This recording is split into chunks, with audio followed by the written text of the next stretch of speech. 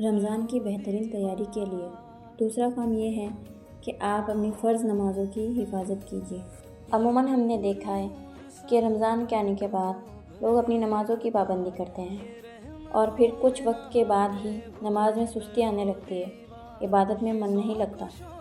توبہ کے بعد دوسرا اہم کام یہ ہے کہ ہمیں اپنی نمازیں درست کرنی ہیں اور اپنی نمازوں کو اول وقت پر ادا کرنی ہے، کیونکہ اللہ تعالیٰ کا پسندیدہ عمل یہ ہے کہ اس کا بندہ یا بندی اول وقت پر نماز ادا کرے۔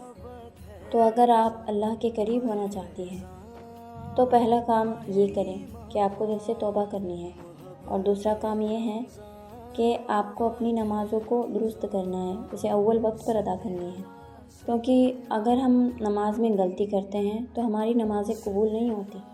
رسول اللہ صلی اللہ علیہ وسلم کا ارشاد ہے کہ قیامت کے قریب کچھ لوگ ہوں گے جو ڈھیروں نمازیں لے کے آئیں گے، لیکن اللہ تعالیٰ ان کی نمازوں کو ضائع کر دے گا اور انہیں اس کا کوئی اجر نہیں ملے گا۔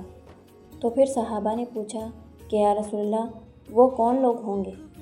اس پر نبی صلی اللہ علیہ وسلم نے فرمایا کہ یہ وہ لوگ ہوں گے جو سجدے میں جائیں گے تو رکوع ٹھیک سے نہیں کریں گے، اور جب رکوع میں جائیں گے تو سجدے ٹھیک سے نہیں کریں گے، یعنی نماز بہت جلدی پڑھیں گے۔ اسی لیے ہمیں نمازوں میں سکون اختیار کرنا ہے، ورنہ کہیں ایسا نہ ہو کہ ہمیں ہماری نماز کام ہی نہ آئے اور ہم ایسے لوگوں میں شامل ہو جائیں۔ اور اگر نماز نہیں پڑھتے تو آج ہی سے شروع کیجیے۔ رمضان کی تیاری میں یہ آپ کا دوسرا بہترین قدم ہے۔